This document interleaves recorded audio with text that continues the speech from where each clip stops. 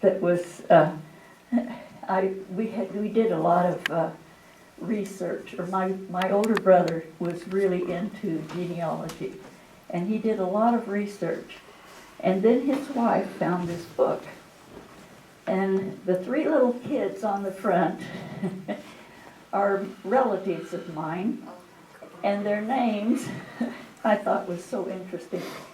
Their names were Bartholomew, Mary, and Remember. And they came over on the Mayflower.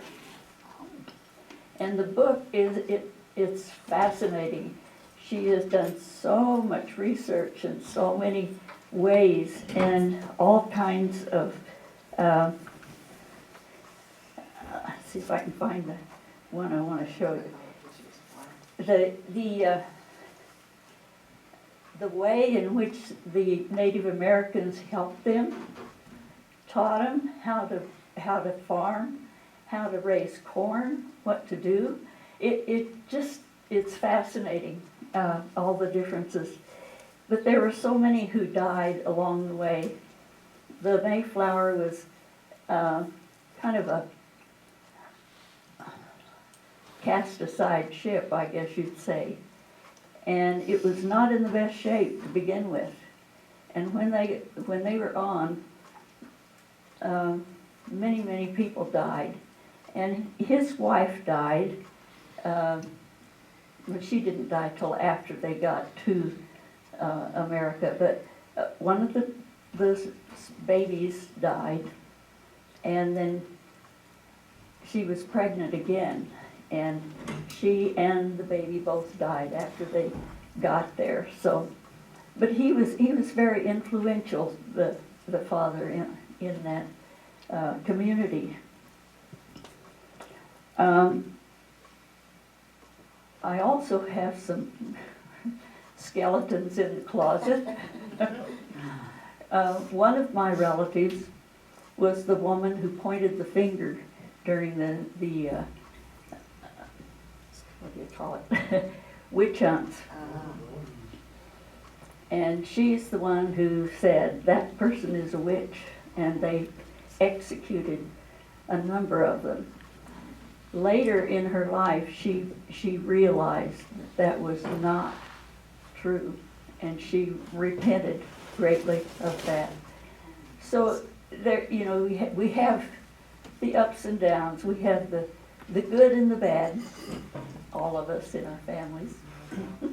So, but my brother did a lot of research, and so I have books of all of these. My parents married very young. Neither one of them finished high school. They were very poor. My dad was a twin. He was one of the last of the ones that were born. His name was Ted Floyd. His twin brother was Ned Lloyd. But they were not known by those names in the community. They were known as, quote, those damn twins, because they were so ornery and they were always in trouble. And they went to country school. One day they got there early and went up on the roof and put stuff in the chimney so that when the teacher came, built the fire all up to warm the school up, it just filled with smoke. So they all had to leave the school, but she knew who did it, and so they had to stay and wash down all the walls and everything. So, but they were constantly in trouble. But when they grew up, Uncle Ned wanted to join the Army, but he was not accepted because he had flat feet. And Dad was married and had a son, but he was drafted. So he spent his time in the service building runways and so forth. He never talked anything about ever being in the fighting, but he had a very good friend who was from Hawaii, and every year they would have a reunion, the people that he was in the service with. My mouth is so dry. So my older son is Ted Ray. My dad's name was Ted Floyd. And so Ted Ray, thank you.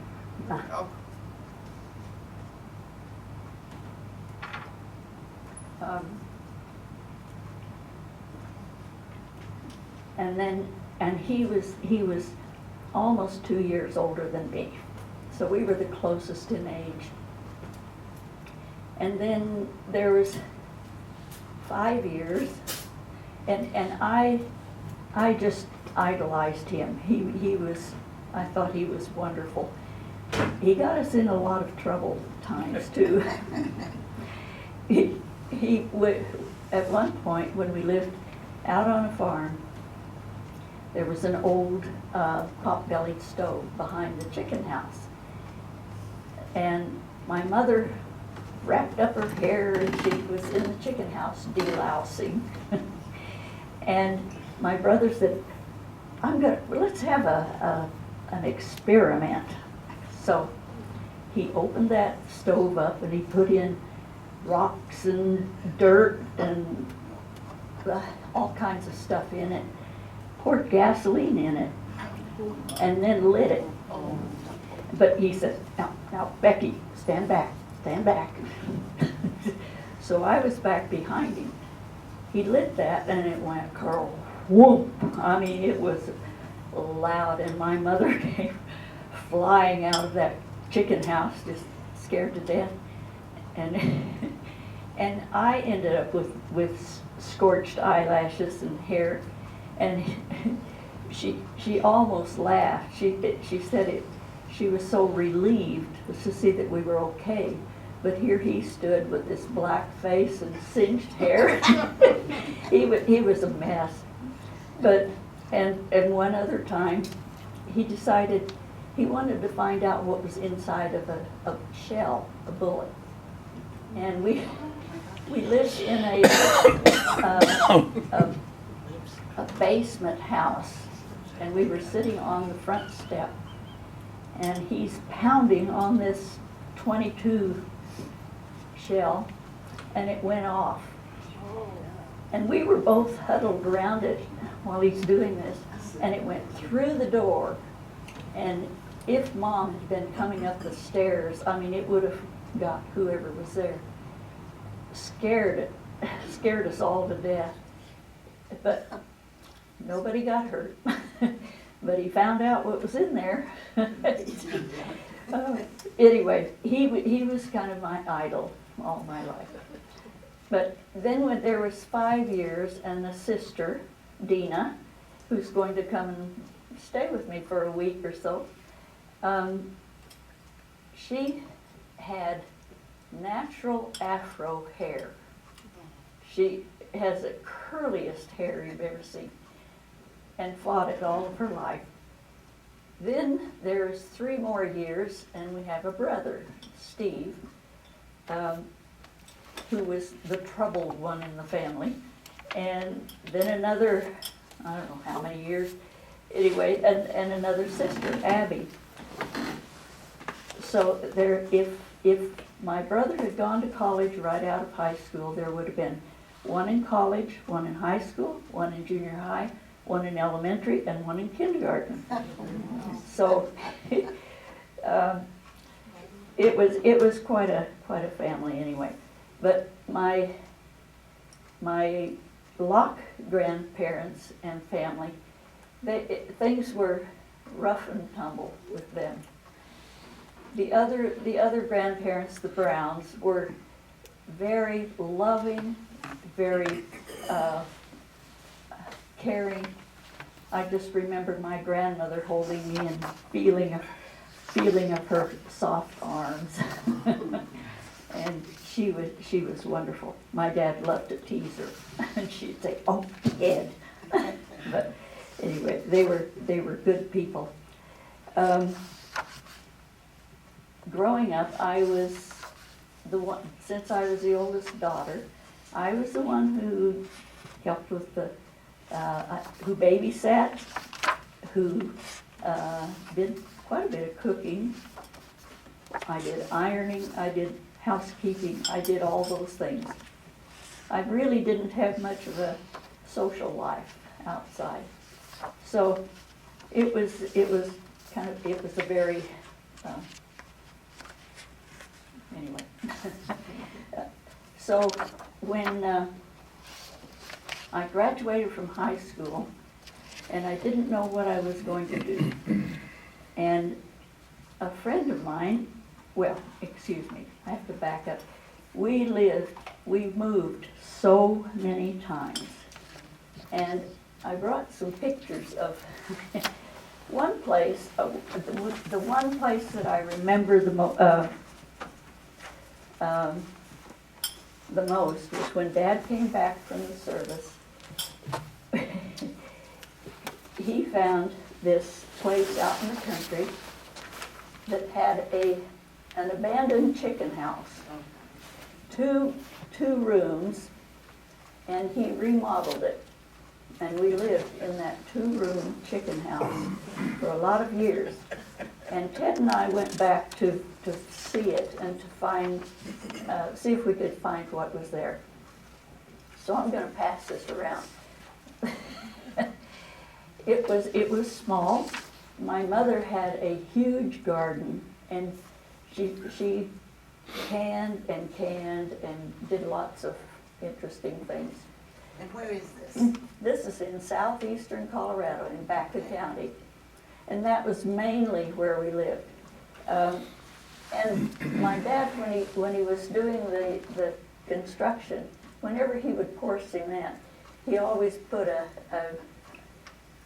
some kind of signature in it. And so we have Ted and my footprints. And I was only 1 year and 9 months old. So we lived there for a number of years. You had electricity and? No, well, I'm not sure what we had. I don't. But during that time, it was a kind of a dangerous time. One night, in the middle of the night, my mother heard me crying, just screaming. And they must have had lights. Some Anyway, kind of lighting. yeah. Lantern. Came to check on me in my crib, and a rat had gotten in the crib and bit my finger. Oh, I had a scar on my finger from that. Oh my. And so and then of course I rubbed my face, and so I had blood all over me. Scared her to death. But so there were a lot of memories about that too. My dad had pigs and cows. He had a baby, a runt of a pig, and he didn't know what to do with it. He was going to dispose of it. My mother said, "No, I'll take care of it." So she was taking care of this baby pig, and she put it in the outhouse, on the floor of the outhouse. And the next morning, how in the world, she never could figure out, it was down in. And she managed to get it out. She cleaned it up, and then it died. she was just thought of, if I had only known, she said. So it's all back then. But we moved many, many, many times. So in Baca County, oh golly, I can't even count how many times we moved in just within that county. But my youngest brother had asthma, and when he was a baby and he could hardly breathe, Mom had to cover his crib with a wet sheet in order to keep the dust out, in order for him to breathe. It was just really difficult. So the doctor said, "You have got to move. You cannot live in this place." So we moved to Colorado Springs, which was a great place. I loved it there. This was before the Air Force Academy came in and all of that, so it was not a huge city at the time. Ted and I would take the bus, and we would go uptown, go to the movies and different things, all by ourselves. But we lived there probably a year, and I don't know if it was a year and a half. And let's see, we lived in 3 different houses in that year and a half. My mother was never satisfied. I always thought it was Dad who wanted to move all the time, but it wasn't. It was Mom. Then that was a special place, because there were people there who had moved there years ago from Baca County and knew my folks, and so they were church members, and so they invited us to come to church, and so we went as a family. And the person who was the Sunday school teacher, I found out years later when I moved to Lamoni, was Janice DeBarth's aunt. And so she was wonderful. And years later, we went back there for my parents' anniversary one time, and she was still teaching Sunday school. Amazing woman.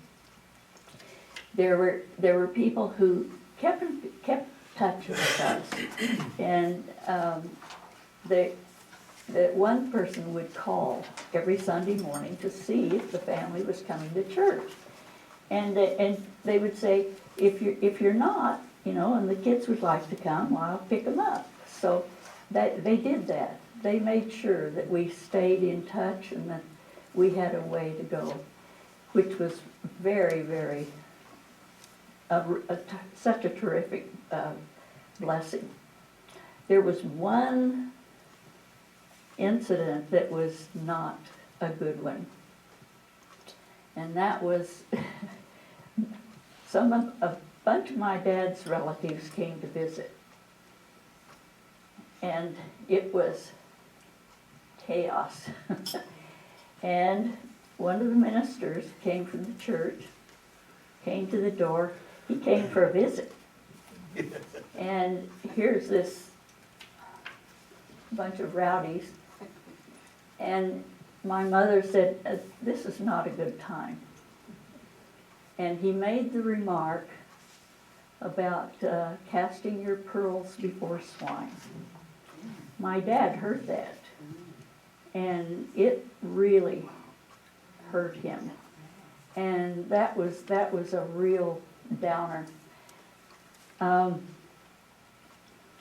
Anyway, he must have overcome that a lot, because my folks and my older brother and I were all baptized at the same time. And it was, we also had a character in the congregation who was quite a guy.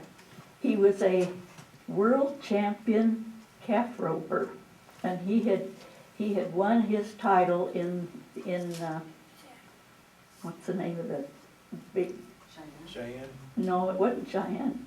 It was, I was thinking it was New York, or it was one of the big cities anyway, but it was a big arena, big deal. And, but he talked really fast. And he always had candy kisses with him. And he would hold it in his hand, and you'd reach out to get one, and he'd stick his finger out. So you'd grab his finger instead of the candy. Irby Mundy. And he was always at conferences, and he would sit down on the very front row. He was really a wonderful man. And when we moved from Colorado Springs, we moved to Colby, Kansas.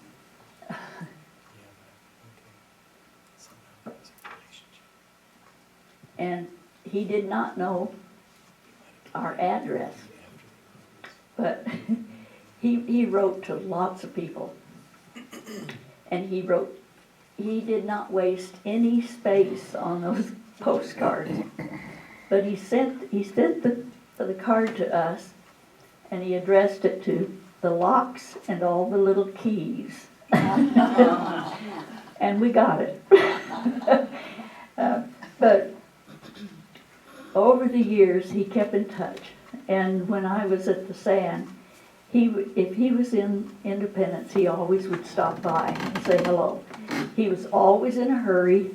He would run in, he would, say hi, and catch up just a little bit, and then he's gone off somewhere else. But he was quite the character. He would also go to the day old bakery and buy a whole bunch of bread. He would have his pickup truck full of bread and just go around giving it out to people that had a need. Let's see, where am I? I'm getting off track. My heroes.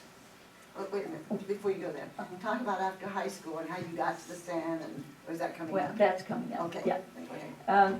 One of my heroes, I have, 3 or 4 here, actually. Norman Page was one of my heroes. He was at 70, and he would come to Pritchett, to our little church. And my cousins lived in Springfield, and they would come occasionally to church too. But, what's his name? Helpful. Jim, my cousin Jim, just thought that Norman was the best person. He was just, thought he was wonderful. One day he said, Hey, Becky, would you put that? "Oh, up here? Perfect. Okay, good, thank you." One day Jim said, I want one of those Book of Normans." So we always laughed about it. He wanted a Book of Norman. He just knew that was where it came from. And he was baptized. He was, I think, the only one of his family. But then there was. Let's see, I'm going to back up just a minute. I want to go through where we lived. We lived in Baca County in at least a dozen different places. Then we lived in Colorado Springs for about probably a year and a half. Then we moved to Colby. And then we moved to Liberal, Kansas.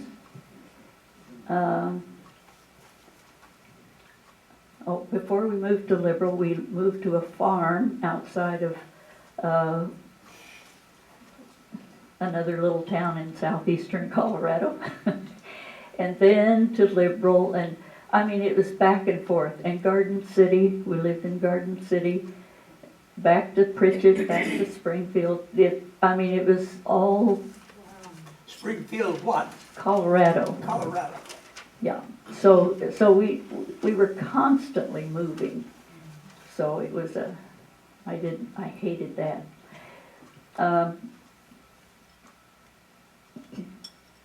then we were in Pritchett, and Ted had an opportunity to go to reunion with one of our 70s and his family, and they were going to the Black Hills. And so he had a wonderful time, and he came home and he just couldn't quit talking about the Long family. He and Dan were such good friends, and he had such a good experience there. And I had been asked to go with a friend to Independence to help take care of her kids during this trip. And she said, and while we're there, we'll go visit the sand. And I said, what is that? I had no idea. And she said, well, it's the hospital and the School of Nursing. And I had decided long ago I am not being a nurse. I don't like shots. I had rheumatic fever as a child, and I had so many shots, and I had to be in bed, and I hated that. And anyway, so here I had this opportunity, and so when we got to Independence, we had a senior student who was taking us on the tour, and she said, we don't usually take visitors to the pediatric floor, but I think we'll go up there. So we went up to the pediatric floor, and the door opened, and this little girl was in a wheelchair, sitting there looking at us as we came in, and she was all in bandages, and she had all these red streaks down her face and her head. And I said, what happened? And the student said she pulled a pot of boiling water on herself. And I just, and we went on down the hall, and here was this little boy, little blonde-haired boy with the biggest smile up in his crib, and he was just wanting attention and so forth. Cutest little guy. And we kind of played with him a little bit, and we went out of the room, and I said, well, what's wrong with him? And she said, leukemia. And when I left there, I had a determination.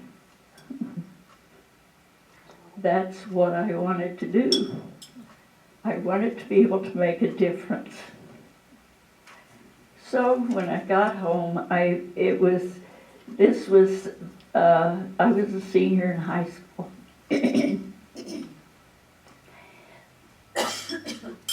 And Ted came back anyway, and we were talking, and he said, I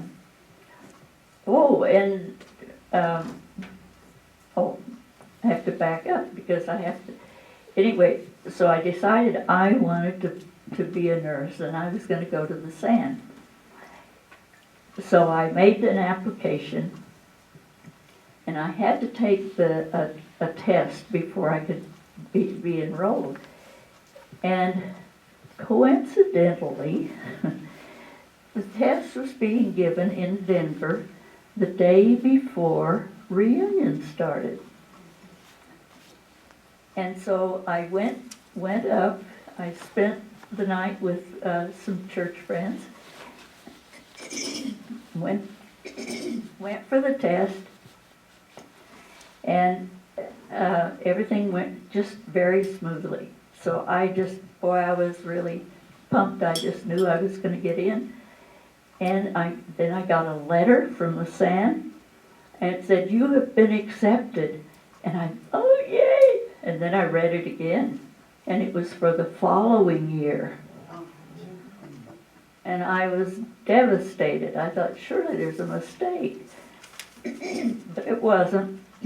And so I had to decide, what am I going to do then for this year? We lived in Garden City, and that was, they had a junior college there. So Ted and I both enrolled, and we went to college together for a year. And anyway, everything just fell into place, and I was planning on going. My dad was not in favor of me going for higher education. He just knew I would get married, I would not use it, it would just be a waste of money to send a girl to college.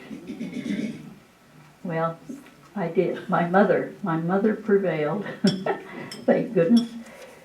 But then we got ready, I was getting ready to go, and Ted was remembering his time with Dan and the family, and he said, "Oh, I forgot all about it.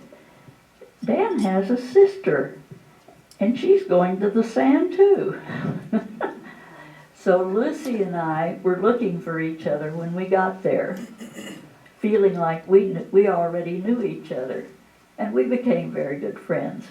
We ended up being in different rotation groups, so we weren't always together, but we felt like we knew each other.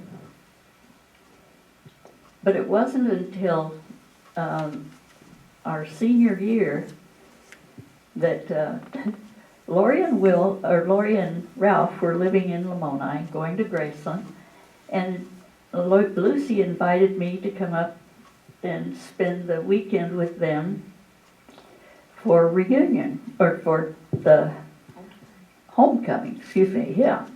And so I had a date arranged ahead of time, and I hardly saw this guy I think he now lives in Lamoni. Anyway, I don't know if he even remembers me at all. But the whole weekend, and then Dan came to surprise Lucy, and so Lori's saying, "Take your coats in the bedroom. Take your coats in the bedroom."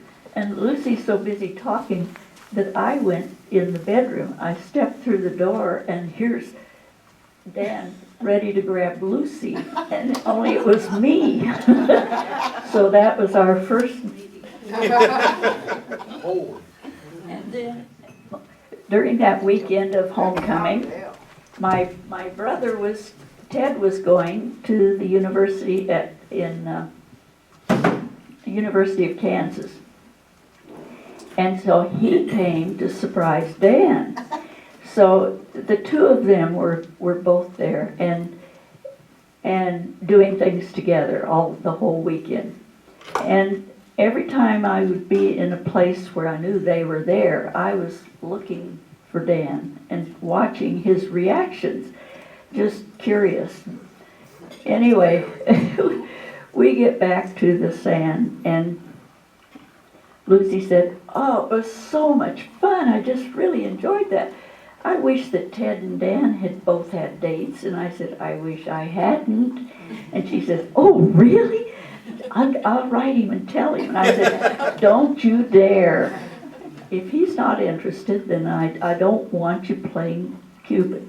But she did anyway. But before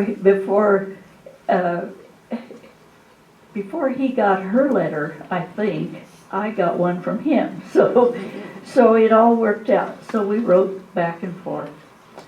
So it was a long-term relationship there.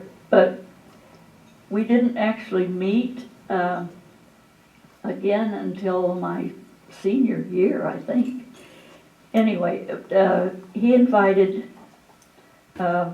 Lucy and I and some of the other students, or one of the other students that was going home with me for the Christmas holiday, to come and be a part of a youth retreat in Wyoming. So Ted and I and these other kids went up there, and we spent the weekend together. We had a great time, and then I came out into the main room one morning, and I heard Dan saying, "And I'm going to take Becky. Becky's going with me to Hewlett, and then I'm going to take her back down to Colorado to when she's ready to go home." And I said, "What?" And he said, "Oh, I've already talked to Ted about it." So, but Dan was 6 years older than me, so there was a lot of there, but so I trusted him, and so I went to Wyoming and met the Long family, and we had a wonderful time.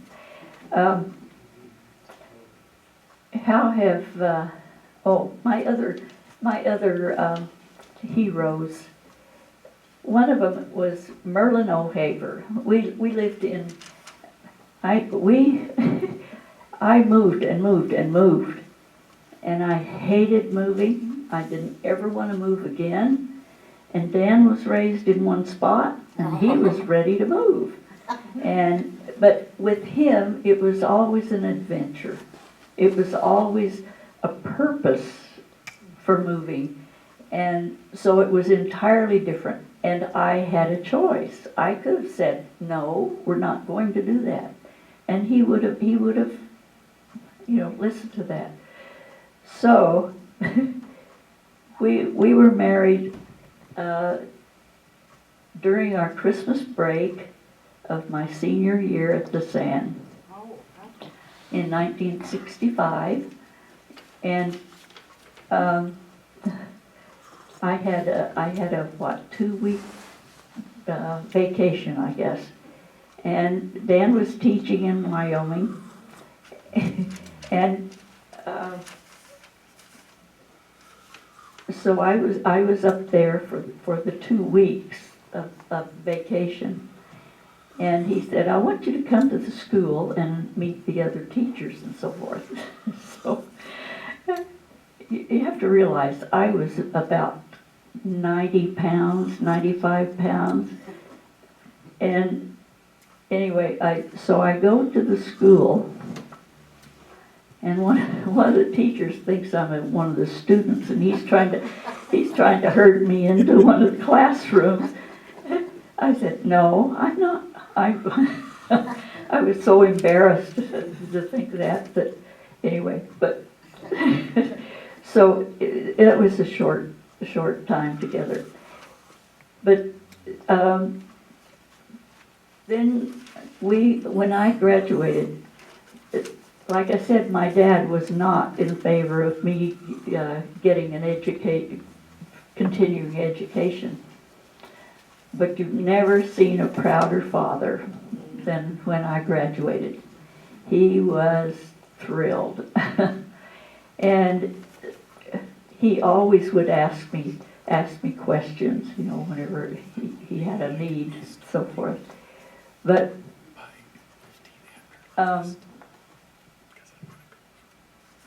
then when as soon as school was out, then Dan had an opportunity. He was ready to go be a missionary. He was always ready to be a missionary. And he applied for a teaching job on the Navajo reservation. And so we went, our first home was at Chinle, Arizona, on the Navajo reservation. We were there for 3 years. I worked as a school nurse, And, and he taught, I think it was 5th grade or something like that, and then coached also. There were a number of church families there too. And we had a wonderful relationship with them. The Trips, Lloyd and Sally Tripp and their family, no, I won't name them all, but anyway, there were a number. And then there were some that came and went. And Ben and Lloyd Tripp mainly would go out onto the reservation where a lot of the church members, where they did a lot of preaching and teaching. And we took a whole bunch down to Albuquerque one weekend, and they were baptized there. And it was a wonderful experience. Nathan is named after one of our Navajo friends, Nathan Claw, and Steve was born in February after we moved there, and we had to go quite a ways to a hospital, and it was open range, so you couldn't drive very fast because there may be cattle or horses or whatever out on the roads, and anyway, it was quite a, and I knew my mother had short labors. In fact, they took her to the hospital 14 miles away, and the doctor wasn't there. So they said, take her back and he'll come. So they took her back to my aunt's house, and she delivered me. and so I was afraid that, or real leery that I might have the same thing. So 4 hours of labor, and we had Steve. And he was, he looked so strange in that nursery because he looked so white and so bald. I mean, he had hair, but not much. And here's all these little Navajo babies with this whole head of hair. But it was such a shock to me, the difference in the care. I mean, here I was a new graduate, and they expected me to make my own bed and to get up and go to the bathroom by myself without anybody with me the first time or two. And I thought, this is not the way I was trained at all. And then I decided, if I'm going to do all that, I might as well go home. So I did. I went earlier than what they had planned for me to. Then Nathan, I was pregnant with Nathan, and we had planned to make arrangements that we were going to move move to Hewlett, Wyoming, back where Dan was raised. And I knew that I couldn't fly within a certain length of time. If you're pregnant, you don't get on a plane too close to the time of delivery. So we made arrangements that I'd go a month early, and so Steve and I got on the plane. It was springtime in Arizona. I had on sandals and a summer dress and all this. We arrived in Rapid City, and there was a blizzard. So the folks couldn't get there to pick us up. So they called some church friends, and they came and got us, and we stayed overnight with them. And the next day, then they were able to come and pick us up. He was due the 26th of May, and he was born on the 1st. So I had been to the doctor for that first checkup, and he came the next day. So it was really fast.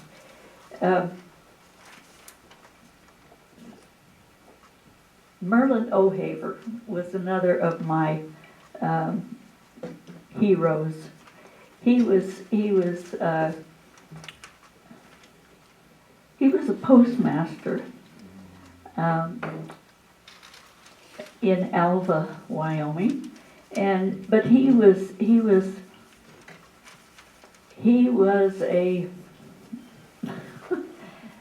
missionary at heart. He was a storyteller. He could just, anyway, he was always going to camps with us and so forth. But he made sure that I got to be included when Dan would be invited to come to different things. He made sure that I was included. And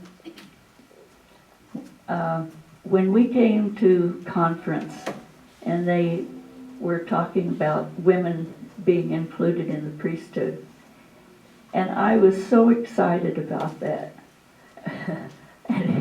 and he had to tease me coming back because I said, "Oh, that's wonderful. This is so exciting." And he said, "Oh yes, we need more women down there in the kitchen working." Something like that. I wanted to kick him.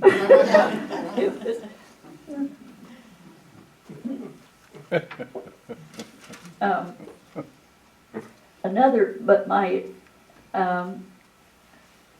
my one favorite hero was Alice Long.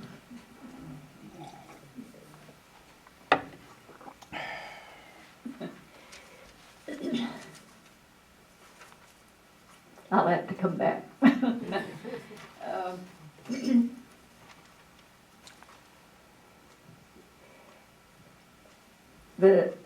The spiritual experience that made a change for me was something that was so very simple. And it was when we lived in Colorado Springs.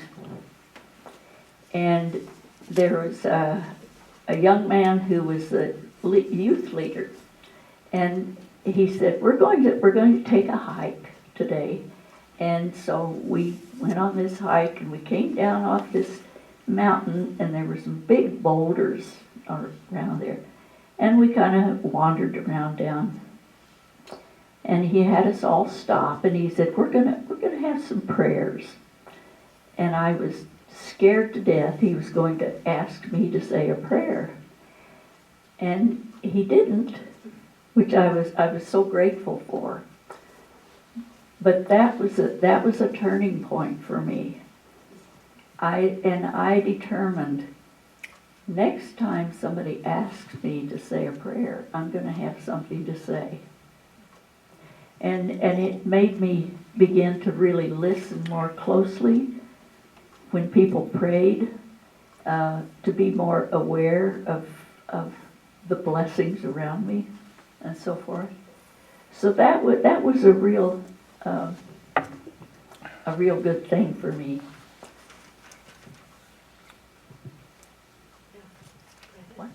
Go ahead, Bill.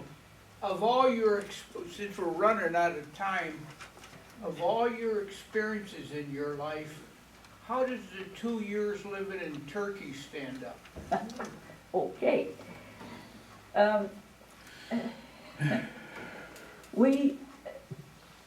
Like I said, Dan was always ready for an adventure. And when he came to Lamoni in 1976 to interview for a job as the youth minister for the state. And he was accepted.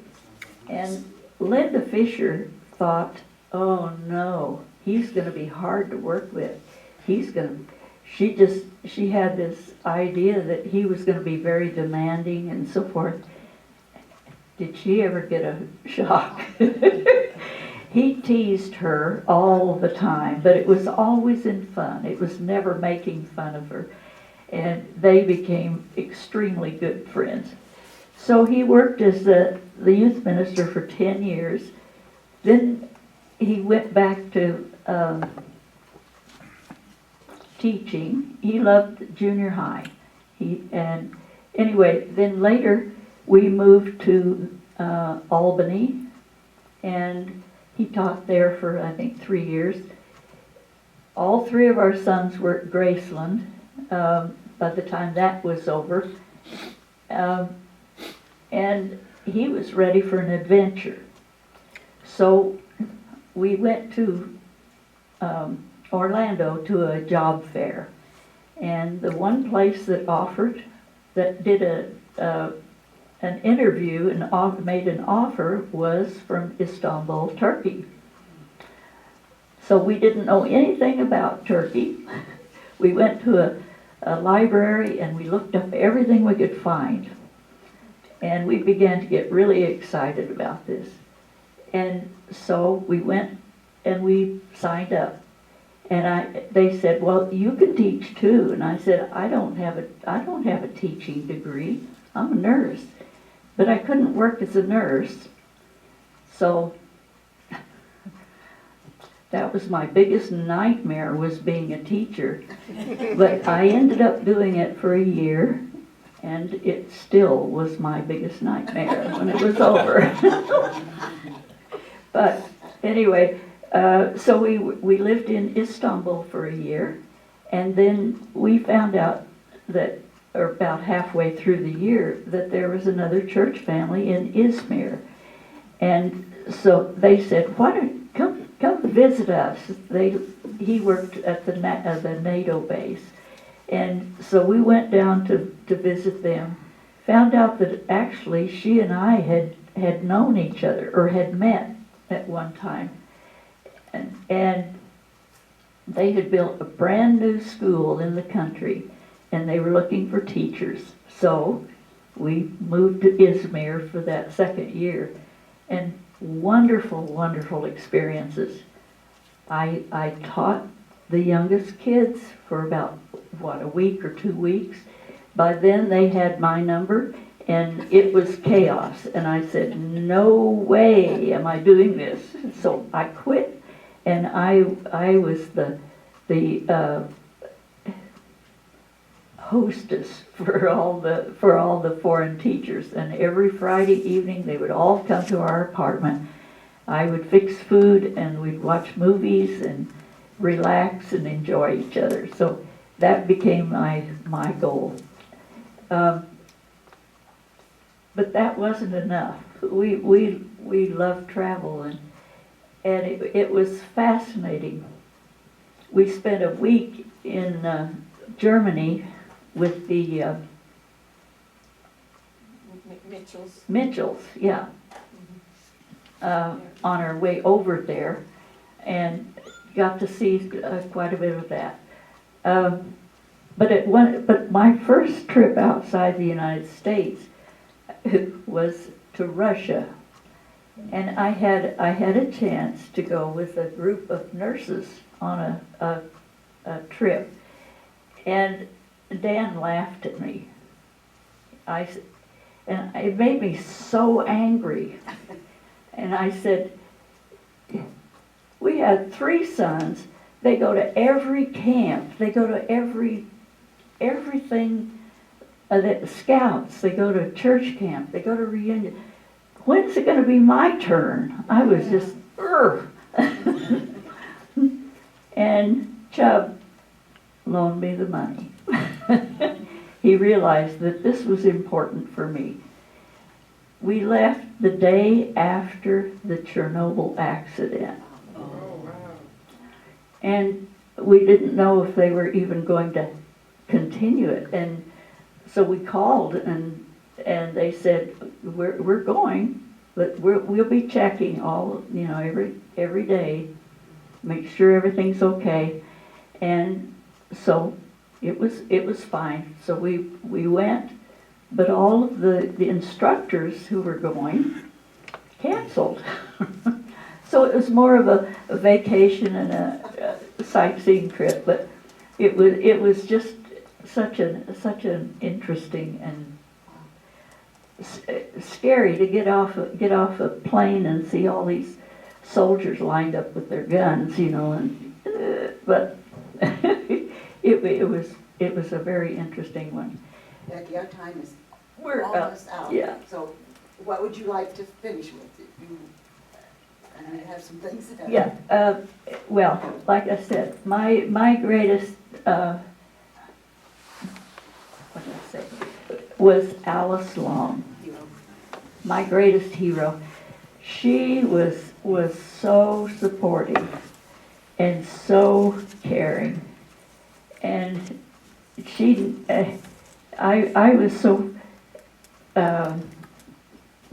overwhelmed with 3 little kids, and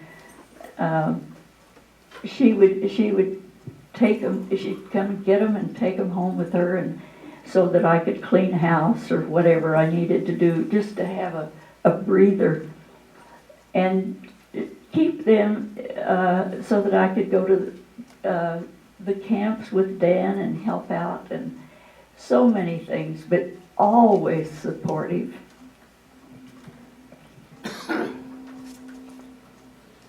So she's my greatest. Tell about the time when Dad was joking with you when you first moved there. That'd be good with it in. When I first got there to stay with them, when I was expecting Nathan, Dad had a pernicious anemia, and he had to have a shot every month. And he said, "Oh, well, you can give me my shot." I said, "Okay." That was not my favorite part about nursing. Anyway, so I stuck him, and he said, "Ouch!" And he jumped, and I pulled the needle out, and he laughed. He thought that was so funny. And I said, "Just for that."